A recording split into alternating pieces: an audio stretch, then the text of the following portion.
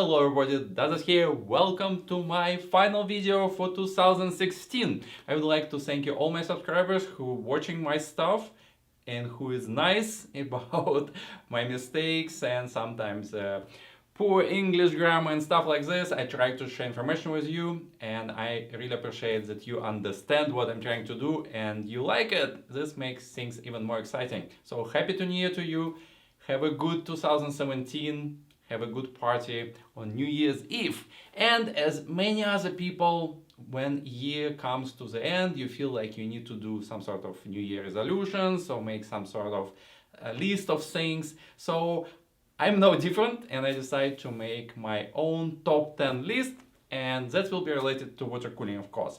The list is the top 10 signs of you living in water cooling past. As any technology, water cooling evolves and things change, trends change, and I'd like to give you 10 examples of you kind of behind the curve. It doesn't mean you can't do it, because your computer is your computer. You should give a damn about what people think about it, build the way you want, and be happy without it. But nevertheless, the general trend is general trend, and I'm in a really good position to tell you what's going on, because I have so much equipment coming through my hands throughout 1 year, and I answer thousands of questions, and I'm watching thousands of builds going on, and I have a pretty good grip what things, which way they change. All right, so let's go in my top 10 list, and no particular order. I'm not saying number 10 is worse than number 1. It's just 10 signs of you being out of general trend. Number 10. Poor selection of computer case. Few years ago, it was a struggle. You get a computer case, you have to drill holes and try to see if radiator hits your RAM, things like this.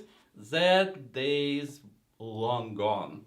You totally lazy person if you selected the case that's not water cooling friendly, because almost all of them is water cooling friendly. So it's no excuse to select a case and after that struggle with putting some hardware in it. Be smart, select the best product on the market and make an easy build. Why not? Number 9. Unless you really would like to build some sort of super retro type of the build, there's no way you need to use barb anymore. Compression fitting pricing went down a lot. There's no huge price gap as it used to be, so using barbs has absolutely no excuse. Compression fitting is much more friendly, has a better securing of your tubing. It's also much easier to maintain your system or to change your system if you need to, other than disassembling and pulling the tubing out of your barb. That's totally nothing. So if you still considering the barb, think one more time. Number 8. If you're watching a lot of YouTube channels, including my own, and read the forums and see pictures on Facebook, you might get under strong impression that soft tubing pretty much dead and you're almost obliged to build a hard tubing rig. It's not true. Still, more than a half of computer builds going through my store is still soft tubing. And soft tubing have its own advantages, which we'll not going to discuss now, but we'll discuss the sizing of soft tubing. Certain sizes pretty much dead and other sizes rise in popularity. So 1913, which is a half-inch tube, nobody uses that. Expensive fittings because they're bigger, zero advantage for your performance.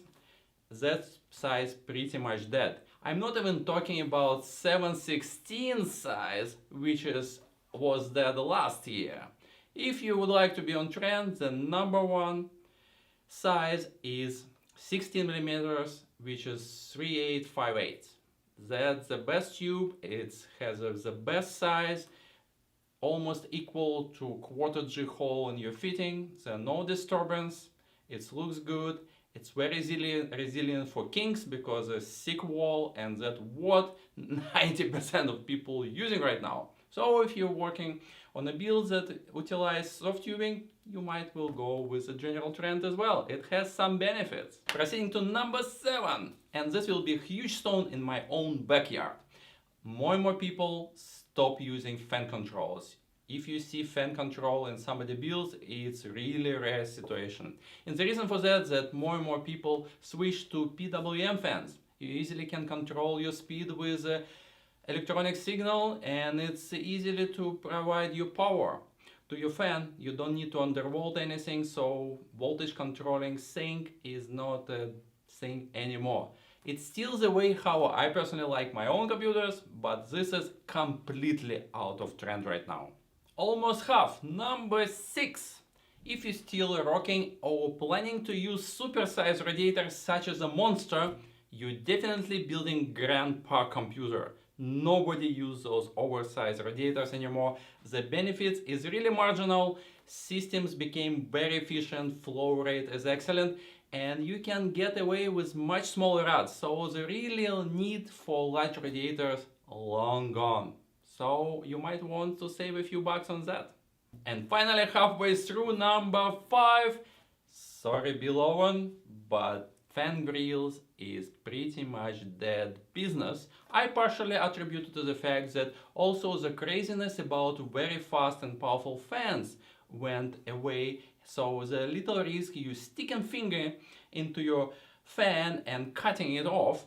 So with the slow, simple fans, radiators, grills not really necessary anymore, and people don't really buy this stuff. I have a bunch of them in the store. It's absolutely dead weight, and probably will be just yank them out on the super sale sometimes in the middle of 2017.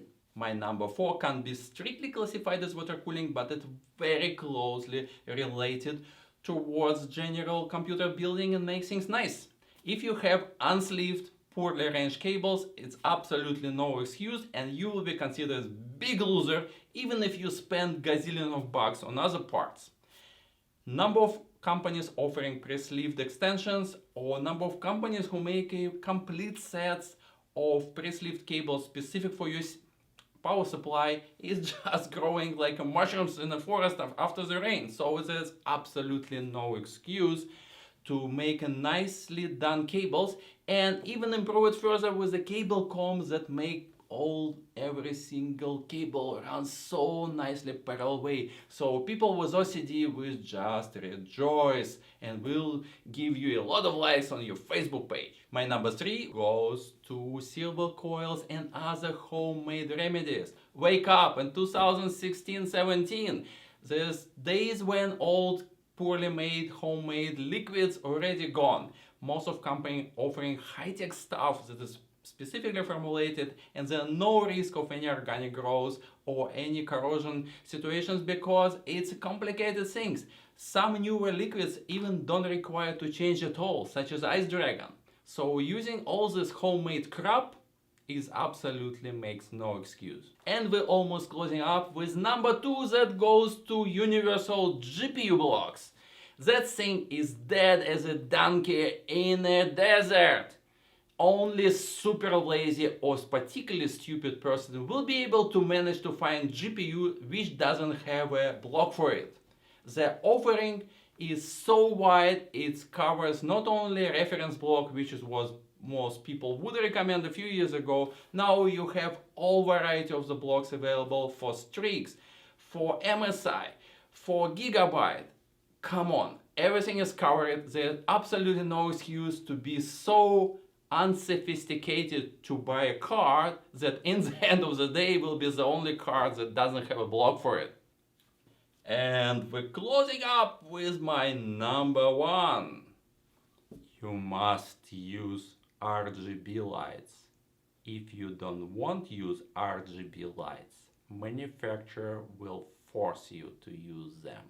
Be warned.